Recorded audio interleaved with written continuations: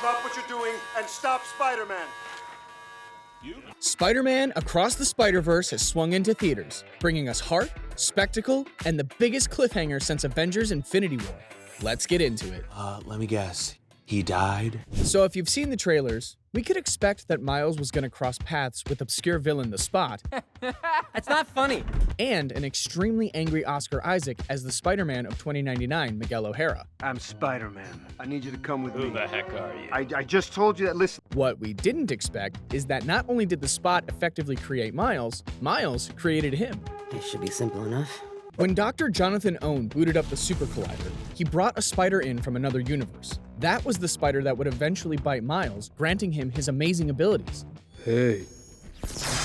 This is why that spider was glitching out when we first saw it. When Miles stopped the Kingpin from using the Collider in the last movie, the resulting explosion gave the Spot his powers, transforming him into the human Dalmatian hybrid we all know and love. Unfortunately, he doesn't love it. You know, I can't really get a job anywhere anymore being like this, so I've turned to a life of crime. And has sworn vengeance on Miles Morales for ruining his life and treating him like a complete joke when they first meet each other in Across the Spider-Verse. Okay. Miles, are you trying mira, eso es imposible. Now that we know the spider that bit Miles came from another universe, we also know that he was never meant to become Spider-Man on his own Earth. Watch and learn, kid. I'll quiz you later. This means that, like every unexpected child, he's a beautiful accident. Unfortunately, Miguel O'Hara only sees the accident part, as Miles getting powers directly resulted in the death of his world's Spider-Man. You'd think that considering the Spot is from Miles' universe and he's the cause of all the multiversal shenanigans in these movies, he'd bring him onto the team, right? Well, you'd be wrong.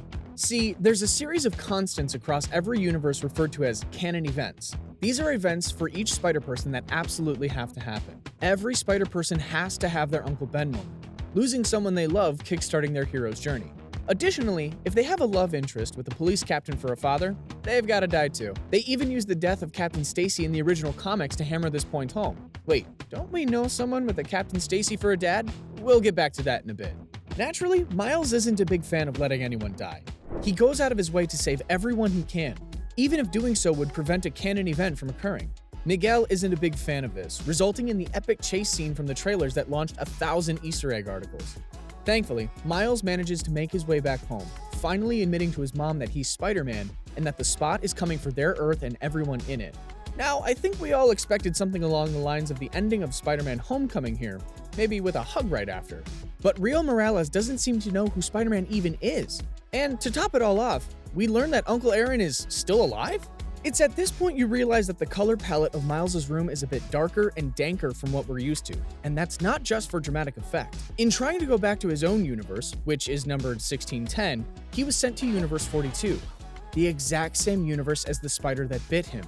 The spider that was meant for a completely different person. But who was it meant for? Well, that question isn't explicitly answered, but based on what happens next, I think we can make an educated guess. Uncle Aaron takes Miles up to the rooftop under the pretense that they're gonna undergo some kind of heist. But then, Miles gets knocked out and finds himself tied up in his uncle's crib. He tries to explain everything that's happened, how he became Spider-Man, and how his uncle died as the Prowler. But then, Uncle Aaron tells him that he isn't the Prowler. And that's when we meet the Prowler of Earth 42, Miles Morales. So where do we go from here?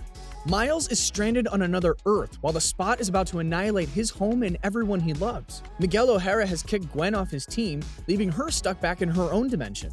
I guess that's as good a time as any to confront her dad, though. She finally manages to convince him that she didn't kill her own universe's Peter Parker, and her dramatic speech even convinced him to quit the Force, which means that she's managed to avoid a canon event. If her father isn't a police captain, then he won't die.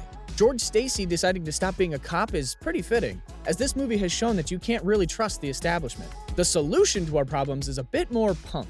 Everyone's favorite fashionable anarchist Spider-Punk has left a gift for our dear Gwanda, a bootleg multiversal travel watch that she can use to assemble a team of web warriors to save Miles. Along with Spider-Punk, she recruits Peter B. Parker and his adorable daughter Mayday, Pavitiv Pravakar, Spider-Bite, along with all of our favorites from the last movie. This means we're getting the much-needed dosage of Nicolas Cage's Spider-Man Noir that this movie was missing. Wherever I go, the wind follows. Maybe we'll learn what happened when he introduced the awe-inspiring Technicolor Rubik's Cube to his monochrome home. What little we know about Earth 42 is as follows. There's no Spider-Man, leaving this Earth's New York a crime-ridden dystopia.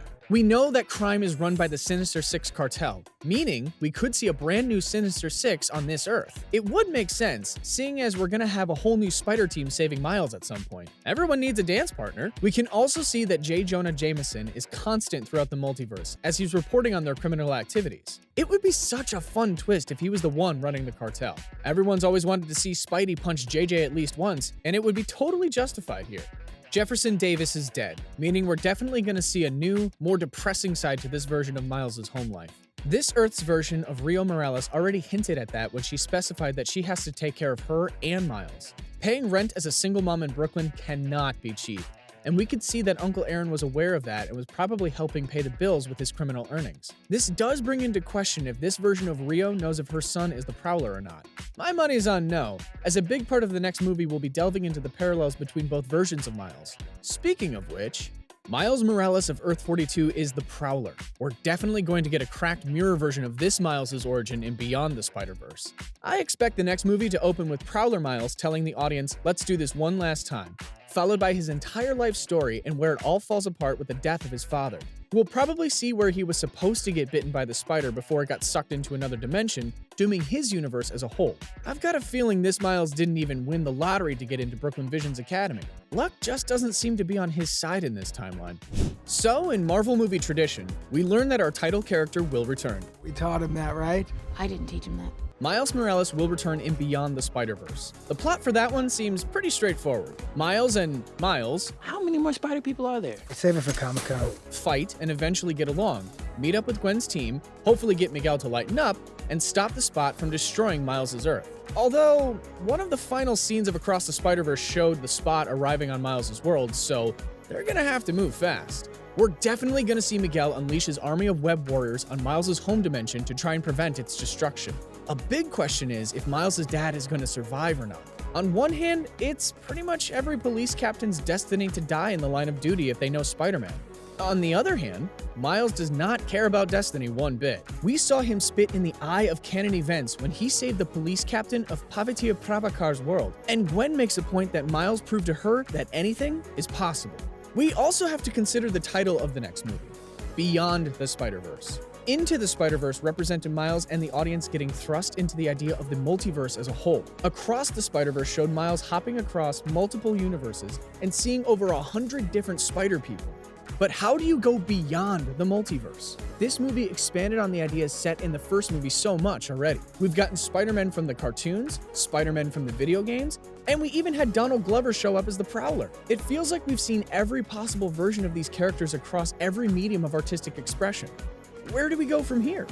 Well, the answer might lie in the title of the next movie. And he's gonna save the multiverse. Yeah, man. Beyond. Is it possible that our heroes might have to get some help from the Beyonder? A being that could warp reality on a cosmic scale? While this series of films has strayed pretty far from the comics, they do like their deep-cut references. And there was that one time the Beyonder was Spider-Man's roommate. Secret Wars 2 was really weird, and somehow I can't see the MCU adapting that storyline. So it's fair game here. Or maybe Lego Spider-Man will finally contact Lego Batman and get his help. Lord and Miller made his movie too, so maybe they've got enough pull to warrant the cameo? I'm sorry.